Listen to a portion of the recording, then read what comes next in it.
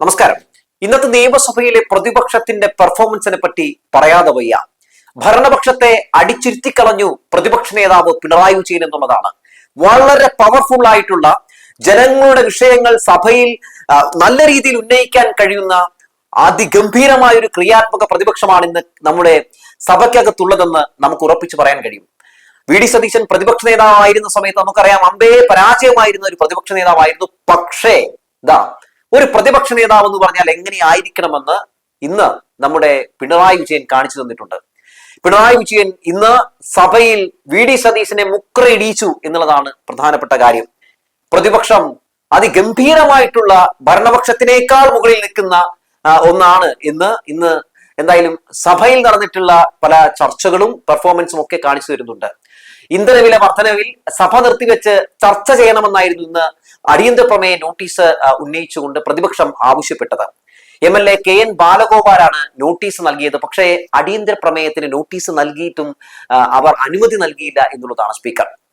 അത് തന്നെ നമുക്ക് ഒന്ന് എടുത്തു നോക്കിയാൽ എന്താണ് കാണാൻ സാധിക്കുന്നത്? ഏറ്റവും പ്രധാനപ്പെട്ട ഒരു വിഷയമാണല്ലേ ഈ വിലവർദ്ധനവ്. അതിനെപ്പറ്റിയുള്ള വിഷയത്തിൽ വരൂ നമുക്ക് സംസാരിക്കാമെന്ന് പറയുമ്പോൾ തന്നെ ഭയന്നോടുന്ന ഭരണപക്ഷത്തെയാണ് നമുക്ക് കാണാൻ സാധിക്കുന്നത്. ഇത്തരം സംഭവം പിണറായി വിജയൻ മുഖ്യമന്ത്രി ആയിരിക്കുന്ന സമയത്താണ് നടന്നിരുന്നതെങ്കിൽ, സഭയിൽ അടിയന്തര പ്രമേയ നോട്ടീസ് വി ഡി സതീശനാണ് കൊടുത്തിരുന്നതെങ്കിൽ, അല്ലെങ്കിൽ പ്രതിപക്ഷമാണ് കൊടുത്തിരുന്നതെങ്കിൽ എന്താകുമായിരുന്നു ആ കാലഘട്ടത്തിലെ ഗവൺമെന്റ് എടുക്കുന്ന സമീപനം? വരൂ നമുക്ക് അടിയന്തര പ്രമേയ നോട്ടീസിന് മേൽ ചർച്ച നടത്താം എന്നാണ് പറയാറുള്ളത്. പക്ഷെ ഇവിടെ പ്രതിപക്ഷത്തെ ഭയന്ന, പിണറായി വിജയനെ ഭയന്ന് അയ്യോ ഇതൊന്നും ചർച്ച ചെയ്യാനായിട്ട് പറ്റില്ല, ഇത് വേണ്ട, തള്ള് എന്ന് പറഞ്ഞ് തള്ളിയിരിക്കുന്നു എന്നുള്ളതാണ്. അതായത് ചർച്ച ആരംഭിച്ചപ്പോൾ തന്നെ പ്രതിപക്ഷത്തിന് മുമ്പിൽ ഭരണപക്ഷം വീഴുന്ന കാഴ്ച, നാടകീയമായിട്ടുള്ള സംഭവങ്ങളാണ് ഇന്ന് സഭയ്ക്കകത്ത് കാണാൻ സാധിച്ചത്.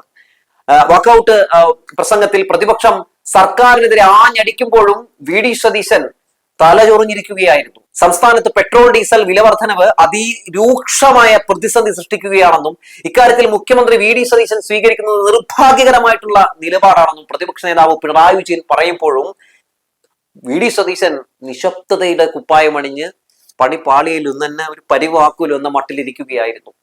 പ്രശ്നത്തിന്റെ ഗൗരവത്തിലേക്ക് കടക്കാതെ വെറും മുഖവുര പറഞ്ഞ് മുഖ്യമന്ത്രി ഒഴിഞ്ഞു മാറുകയാണെന്നാണ് ഇന്ന് പിണറായി വിജയൻ സതീശൻ ഈ വിഷയവുമായി ബന്ധപ്പെട്ട് ന്യായീകരിച്ച് നടത്തിയ അദ്ദേഹത്തിന്റെ ചർച്ചയിന്മേൽ എന്തായാലും പിണറായി വിജയൻ നടത്തിയിട്ടുള്ള മറുപടി. എണ്ണവിലയുടെ നിയന്ത്രണാധികാരം എണ്ണ കമ്പനികൾക്ക് വിട്ടു നൽകിയ പഴയ കോൺഗ്രസ് സർക്കാരിന്റെ നയം BJP സർക്കാർ അതിശക്തമായി തുടരുകയാണെന്ന് അദ്ദേഹം ഇന്ന് കുറ്റപ്പെടുത്തുന്ന കാഴ്ച കൂടി നമുക്ക് സഭയിൽ കാണാൻ സാധിച്ചു. എല്ലാ മേഖലകളിലും അതിരൂക്ഷമായ വിലകയറ്റമാണ് നിലവിലുള്ളതെന്ന് മുഖ്യമന്ത്രി തന്നെ സമ്മതിക്കുന്നുണ്ടെങ്കിലും കേന്ദ്ര സർക്കാർ നടപടികളെ വിമർശിക്കാൻ അദ്ദേഹം തയ്യാറാകുന്നില്ലെന്ന് പിണറായി വിജയൻ പറയുമ്പോൾ റോമാഞ്ചിഫിക്കേഷൻ ആണ് തോന്നിയത്. LPG വില വർധനവിന്റെ 50% നികുതിയാണെന്നും എണ്ണ കമ്പനികൾക്ക് കൊള്ള ലാഭം ഉണ്ടാക്കാൻ കേന്ദ്രം ഒത്താശ ചെയ്യുകയാണെന്നും ഒക്കെ ഇന്ന് നമ്മുടെ പിണറായി വിജയൻ പറയുമ്പോൾ ഇതിനൊക്കെ വളവിട്ട് കൊടുക്കുന്ന സമീപനമാണ് നമ്മുടെ ഭരണപക്ഷം ചെയ്തുകൊണ്ടിരിക്കുന്നത് എന്ന് നമുക്ക് മനസ്സിലാക്കാൻ സാധിക്കുന്നുണ്ട്. സംസ്ഥാനം നികുതി കുറച്ചാൽ ജനങ്ങൾക്ക് ആശ്വാസം ലഭിക്കുമെന്ന് മുമ്പ് പ്രതിപക്ഷ നേതാവായിരുന്ന കാലത്ത് ഇന്നത്തെ മുഖ്യമന്ത്രി തന്നെ പറഞ്ഞിരുന്ന കാര്യവും എന്തായാലും ഇന്ന് പിണറായി വിജയൻ സഭയിൽ ഓർമ്മിപ്പിച്ചു എന്നുള്ളതാണ്. അത് കേട്ടിട്ട് സത്യം പറഞ്ഞിട്ട് എന്ത് ചെയ്യണമെന്നറിയാതെ, ഇറങ്ങി ഓടണമെന്നറിയാതെ ഇരിക്കുന്ന വി ഡി സതീശനെയും സഭയിൽ കാണാൻ കഴിഞ്ഞു. വിലകയറ്റം മൂലം ഹോട്ടൽ വ്യവസായവും KSRTC ഉൾപ്പെടെയുള്ള പൊതുഗതാഗത സംവിധാനങ്ങളും വലിയ പ്രതിസന്ധിയിലാണെന്ന കാര്യം കൂടി ഇന്ന് പ്രതിപക്ഷ നേതാവ് അവിടെ ഉന്നയിക്കുന്നുണ്ട്. അതായത് സാധാരണക്കാരുടെ പ്രശ്നങ്ങൾ പോലും ഇന്ന് പ്രതിപക്ഷ നേതാവ് അവിടെ അഡ്രസ് ചെയ്തു എന്നുള്ളതാണ്. അന്തർ സംസ്ഥാന ബസ് സർവീസുകൾ ജൂൺ 1 മുതൽ ടിക്കറ്റ് നിരക്കിൽ 100 രൂപയുടെ വിലവർദ്ധനവ് വരുത്തി കഴിഞ്ഞിരിക്കുകയാണ്. എന്തുകൊണ്ടാണ്? ഈ പെട്രോൾ ഡീസൽ വില വർദ്ധിക്കുന്നതുകൊണ്ടാണ്. അദ്ദേഹം അവിടെ അത് ശക്തമായി പറയുകയാണ്. 2018 അന്നത്തെ സർക്കാർ നികുതി ഇളവ് നൽകിയ മാതൃക പിന്തുടരാൻ ഇന്നത്തെ മുഖ്യമന്ത്രി തയ്യാറാകുന്നുണ്ടോ എന്നുകൂടി അവിടെ പിണറായി വിജയൻ ചോദിക്കുമ്പോഴും വി ഡി സതീശന് മറുപടിയില്ലെന്നേ. ധവളപത്രം ഇറക്കുമെന്ന മുഖ്യമന്ത്രിയുടെ പ്രസ്താവനയെ എന്തായാലും പരിഹസിക്കുന്ന ഒരു നിലപാട് പിണറായി വിജയൻ ഇന്ന് അവിടെ സ്വീകരിച്ചു. അത് വരുമ്പോൾ നോക്കാമെന്നും അതുകൊണ്ട് ഉമ്മാക്കി കാണിച്ച് വായടപ്പിക്കാൻ ശ്രമിക്കേണ്ട എന്നും ഒക്കെ മാസ് ഡയലോഗാണ് ഇന്ന് പിണറായി വിജയൻ സഭയിൽ പറഞ്ഞത്. KN ബാലഗോപാലും നടത്തിയ പ്രസംഗവും സതീശനെ വെട്ടിലാക്കി എന്നുള്ളതാണ്. കഴിഞ്ഞ മന്ത്രിസഭയിലെ ധനവകുപ്പ് മന്ത്രി ആയിരുന്നല്ലോ KN ബാലഗോപാൽ. അതുകൊണ്ട് വളരെ വ്യക്തമായിട്ട് കണക്കുകൾ നിരത്തി അദ്ദേഹത്തിന് സംസാരിക്കാൻ കഴിയുമെന്നുള്ളതാണ് അദ്ദേഹത്തെ ഏറ്റവും വലിയ പ്രത്യേകത എന്ന് പറയുന്നത്. ഇന്നത്തെ ധനമന്ത്രി നമ്മുടെ മുഖ്യമന്ത്രി കൂടിയാണ്. അമ്പേ പരാജയമെന്ന് പറയേണ്ട കാര്യമില്ലല്ലോ.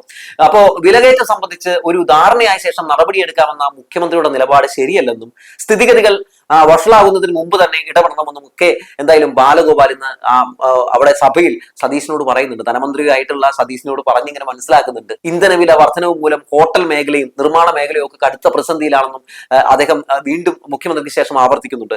ഹോട്ടലുകളിൽ നിലവിൽ ഇരുന്ന് കഴിക്കാൻ സാധിക്കാത്ത അവസ്ഥയാണെന്നും പാഴ്സൽ സർവീസുകൾ മാത്രമാണ് പലയിടത്തുള്ളതും എന്നൊക്കെ എന്തായാലും ഈ ബാലഗോപാൽ പറയുമ്പോഴും ആ പാവപ്പെട്ട ജനതയുടെ അവിടെ തൊഴിലെടുക്കുന്ന ആളുകളുടെയൊക്കെ ഒരു ബുദ്ധിമുട്ടും അവർക്കുണ്ടാകാൻ പോകുന്ന പ്രതിസന്ധിയും ഒക്കെ അദ്ദേഹം അവിടെ വ്യക്തമായി തന്നെ വരച്ച് കാണിക്കുന്നുണ്ടായിരുന്നു. ഒപ്പം ഇന്ധനവില വർധനവ് മൂലം സംസ്ഥാന ഖജനാവിലേക്ക് പ്രതിമാസം 150 മുതൽ 180 കോടി രൂപ വരെ അധികമായി എത്തുന്നുണ്ടെന്നുള്ള കാര്യം കൂടി അവിടെ പറയുന്നുണ്ട്. അപ്പൊ നമ്മുടെ സർക്കാർ, സതീശൻ സർക്കാർ എത്ര ഗംഭീരമായിട്ടാണല്ലോ ഈ ജനങ്ങളെ പിഴിയുന്നത്.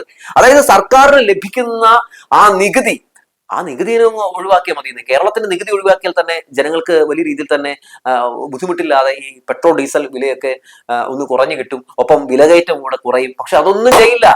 ഞങ്ങൾക്ക് അങ്ങനെ കൊള്ള ലാഭം കൊയ്യണം എന്ന നിലപാടാണ് നമ്മുടെ സതീശൻ സർക്കാരിനുള്ളത്. ഈ സാഹചര്യത്തിൽ നികുതി കുറയ്ക്കുന്നത് സംസ്ഥാനത്തിന്റെ ധനസ്ഥിതിയെ കാര്യമായി ബാധിക്കില്ല എന്ന് മുൻ ധനമന്ത്രി കൂടിയായിട്ടുള്ള കെ എൻ ബാലഗോപാൽ പറയുന്നുണ്ട്.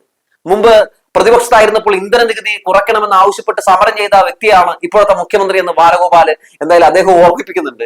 വാക്ക് പ്രധാനമാണെന്ന് പറയുന്ന മുഖ്യമന്ത്രി നികുതി ഇളവ് നൽകി അത് പ്രവർത്തിച്ച് കാണിക്കണമെന്നും എന്തായാലും ബാലഗോപാൽ വെല്ലുവിളിക്കുന്ന കാഴ്ച കൂടി ഇന്ന് സഭയിൽ കാണാനിടയായി. ഇതിനൊക്കെ മുമ്പിൽ നിന്ന് എന്ത് ചെയ്യണമെന്നറിയാതെ ഇങ്ങനെ എന്നെ അറസ്റ്റ് ചെയ്തൊന്ന മട്ടിലാണ് നമ്മുടെ വി ഡി സതീശൻ മുഖ്യമന്ത്രി നിന്നത് എന്നുള്ളതാണ്.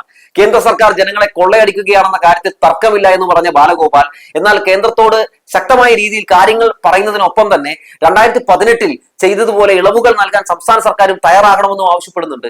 പാചകവാതകത്തിന് സബ്സിഡി നൽകണമെന്നതാണ് തങ്ങളുടെ ഉറച്ച നിലപാടെന്നും ഭരണപക്ഷത്തായാലും പ്രതിപക്ഷത്തായാലും ഇതിൽ മാറ്റമില്ലെന്നും ഒക്കെ എന്തായാലും ബാലഗോപാല് പ്രതിപക്ഷത്തിരുന്ന് പറയുമ്പോഴും ഞങ്ങളുടെ നിലപാടിൽ മാറ്റമില്ല എന്ന് പ്രതിപക്ഷം കാണിക്കുകയാണ്. അതായത് നാടിന് ഗുണകരമായിട്ടുള്ള കാര്യങ്ങൾ ഞങ്ങൾ നാടിനൊപ്പം തന്നെ ഉണ്ടാവും, സർക്കാരിനൊപ്പം തന്നെ ഉണ്ടാവും. പക്ഷെ നാടിനും നാട്ടുകാർക്കും ഇതുപോലെ ദോഷം ചെയ്യുന്ന വിഷയങ്ങളിൽ ഞങ്ങൾ ഇതുപോലെ ശബ്ദം ഉയർത്തുമെന്ന് എന്തായാലും നേരത്തെ നമ്മുടെ പിണറായി വിജയൻ പറഞ്ഞത് തന്നെ ഇപ്പോൾ പ്രതിപക്ഷത്തിന്റെ ഒക്കെ ആ പ്രതികരണങ്ങളിൽ നിന്ന് മനസ്സിലാക്കാൻ സാധിക്കുകയാണ്. ഈ വിഷയം സഭയിൽ വിശദമായി ചർച്ച ചെയ്യണമെന്നും ജനങ്ങളുടെ പ്രയാസങ്ങൾ പരിഹരിക്കാൻ സർക്കാർ തയ്യാറാകണമെന്നും ഒക്കെ പറയുമ്പോഴും ഇല്ല, ഞങ്ങൾ അതിന് തയ്യാറല്ല എന്ന നിലപാടാണ് ഇന്ന് സഭയിൽ സതീശൻ സ്വീകരിച്ചതെന്നുള്ളതാണ്.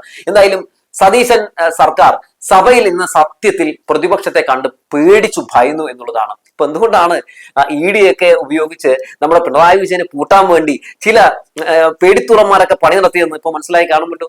സഭയിൽ പിണറായി എത്തിയാൽ മുട്ടുവിറക്കുന്നവരാണ് ഭരണപക്ഷത്തുള്ളത്. സത്യത്തിൽ ഇന്നത്തെ പ്രതിപക്ഷ നേതാവിന്റെ ഈ സഭയിലെ പെർഫോമൻസ് ഒക്കെ കണ്ടപ്പോൾ എനിക്ക് എന്താ തോന്നിയെന്ന് അറിയും. അതായത് പ്രതിപക്ഷ നേതാവാണ് മുഖ്യമന്ത്രി എന്ന് പോലും തോന്നിപ്പോയി.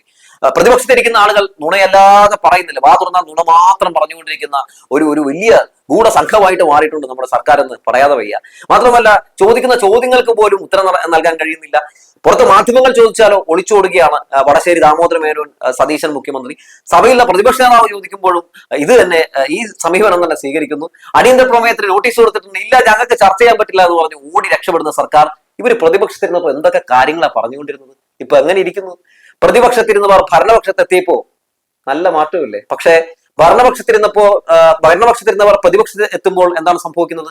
നിലപാടിൽ യാതൊരു മാറ്റവുമില്ല. അവർ ഗംഭീരമായി തന്നെ ജനങ്ങൾക്കൊപ്പം തന്നെ നിൽക്കുന്നു. ഞങ്ങൾ കള്ളം പറഞ്ഞ് വോട്ട് പിടിക്കുന്നവരല്ല, ഞങ്ങൾ സത്യങ്ങൾ പറഞ്ഞ് നടപ്പിലാക്കാൻ കഴിയുന്നത് മാത്രം പറഞ്ഞ് വോട്ട് പിടിക്കുന്നവരും ജനങ്ങളെ സേവിക്കുന്നവരുമാണെന്ന് പ്രതിപക്ഷം കാണിച്ചു തരുമ്പോൾ ഞങ്ങൾ മറിച്ചാണ് കേട്ടോ എന്ന് സതീശൻ സർക്കാർ നമ്മളെ കാണിച്ചു തരുന്നുണ്ട്, ബോധ്യപ്പെടുത്തി തരുന്നുണ്ടെന്ന് പറഞ്ഞു വെച്ചുകൊണ്ട് നിർത്തട്ടെ.